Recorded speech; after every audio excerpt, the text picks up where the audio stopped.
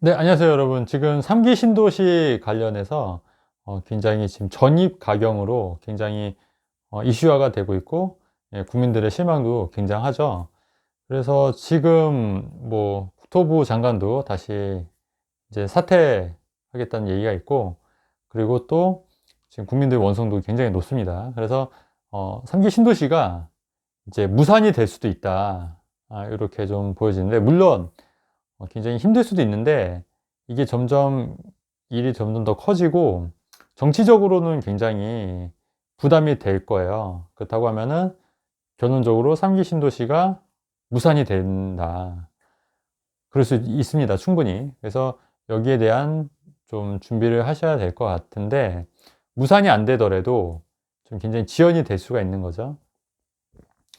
그래서 이 3기 신도시를 지금 노리고 내 집 마련을 미루시던 분들은 굉장히 계획에 차질이 생길 수 있을 것 같고, 그리고 3기 신도시로 인해서 오히려 이번 사건으로 인해서 오히려 저는 굉장히 이런 수요들, 집을 사야 되는 수요들, 잠깐 동안 제 3기 신도시에 좀 기다려 보자 이렇게 했던 수요들이 또 집을 다시 패닉 바잉으로 좀 살 수 있는 그런 충분한 이제 수요가 생기지 않을까, 좀 개인적으로 좀 그렇게 생각하거든요. 자, 그렇다고 하면은 그런 사람들이 이제 어디를 살 것이냐, 만약에 저 같으면 어디를 살 거냐. 우선은 제 생각은 신축에 비해서 상대적으로 이제 구축, 특히나 이제 재건축 단지들 같은 경우에는 물론 많이 오른 데도 있지만, 상대적으로 신축에 비해서는 좀 덜 올랐다. 이제 덜 오른 재건축 단지들이 있거든요.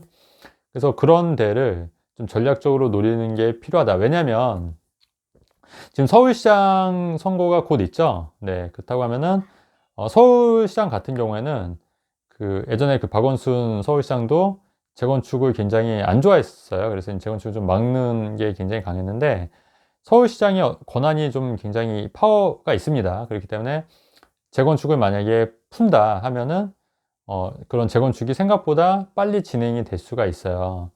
근데 여기서도 한번 여러분 생각해야 될 게 뭐냐면, 우리가 재건축 강남권이나 이런 데 보면은 굉장히 낡은 재건축 단지들이 있는데, 이게 사실은 관광 산업도 그렇고 또 외국인들이 봤을 때도 굉장히 낡은 아파트가 어떻게 보면은 국가 경쟁력에도 별로 좋지는 않아요.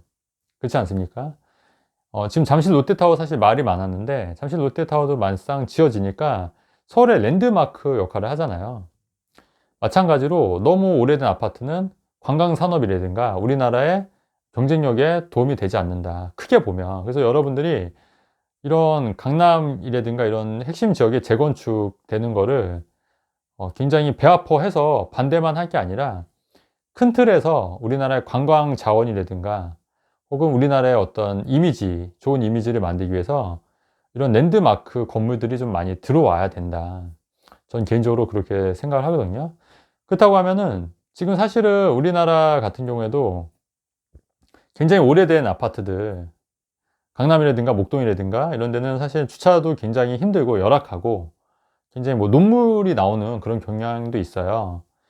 그 40년, 50년 거의 뭐 무너져 가는 아파트에서 사는데, 사실 그런 핵심 지역에 단기적으로는 물론 집값이 오를 수도 있지 않습니까? 단기적으로 있는데 그게 문제가 아니라는 거죠. 중요한 거는 그렇게 해서 전체적으로 집값을 안정시킬 수 있다면, 중장기적으로 서울 핵심 지역에 공급을 할 수 있다는 그런 시그널을 주면서 중장기적인 집값 안정시키는 것도 있고, 그 다음에 도시 경쟁력에서도 혹은 관광산업의 어떤 경쟁력에서도, 그 다음에 서울의 이미지 제고를 위해서도 재건축은 해야 된다고 봐요. 근데 그런 생각을 조금씩 이제 사람들이 하고 있다는 거죠. 그리고 지금 서울시장에 나오신 분들도 그런 생각을 지금 갖고 있어요. 음, 지금 이제 더불어민주당만 빼고 나머지 분들은 좀 그런 생각을 좀 개인적으로 갖고 있다. 그렇다고 하면은 서울시장이 과연 누가 될지 모르겠지만, 뭐 여당이 되냐 야당이 되냐에 따라서 어, 이 정책도 좀 바뀔 수 있긴 한데, 어쨌든 제 생각은 재건축 단지들은 좀 속도가 붙을 가능성이 있다. 그리고 어쨌든 지금 3기 신도시의 어떤 기대감이 무너지면서 주택을 공급할 수 있는 게 사실은 재개발, 재건축, 서울에는 재개발, 재건축밖에 없다. 이런 걸 이제 또 한 번 깨닫게 되는 시점이 아닐까. 그리고 뭐 지금 투기를 목적으로, 부동산 안정을 목적으로 3기 신도시를 했는데, 사실은 그게 정작 그 정치인들, 일부 정치인들과 LH 직원들의 배만 불리기 위해서 3기 신도시를 추진했다고 하면은, 그래서 그 강남의 아파트라든가 목동이라든가 뭐 상계동의 오래된 아파트 재건축을 막았다고 하면은, 그거는 정말 안 되는 얘기예요. 그렇지 않습니까? 그래서 그런 거를 이제 사람들이 인식을 하고 있다는 거죠. 그래서 여러분, 더 이상 속으면 안 된다. 더 이상 속으면 안 되시고, 단기적으로 재건축 단지들이, 단기적으로 그런 개발 계획이 있으면 단기적으로 물론 오를 수 있는데, 중장기적으로 봤을 때는 오히려 집값 안정에 더 기여를 할 수가 있다. 그리고 사람들의 이 부동산이 오르는 건 사실 심리가 굉장히 중요하거든요. 다시 말해서 서울 핵심 지역에 얼마든지 재건축 단지로 인해서 새로운 아파트, 새 아파트가 공급이 될 수 있다. 이런 시그널을 자꾸 줘야 된다.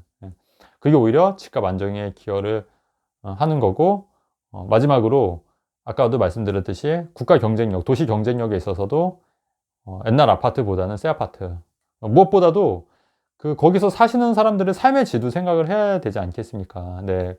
그렇게 녹물 나오고 주차 문제 힘들어하고, 근데 왜 그런 흉물스러운 그런 아파트들을 그대로 방치해야 되는지, 거기에 대한 고민을 좀 해봐야 되는 시점이 아닌가, 개인적으로 좀 그렇게 생각을 합니다. 그래서 만약에 제가 여윳돈이 있다고 하면은, 여러분들처럼, 여러분들이 이제 여윳돈이 있다고 하면, 만약에 저라면 지금 어디 투자할 것인가 하면은, 저는 지금 재건축 단지를 투자할 것 같아요. 재건축 단지. 상대적으로 신축보다 덜 오른 재건축 단지를 투자할 것 같고, 네. 지금은 오히려 좀 그런 타이밍이다. 아니면 이제 재개발, 재건축이나 재개발 쪽으로 좀 관심을 가지실 필요가 있지 않겠냐, 서울에. 네.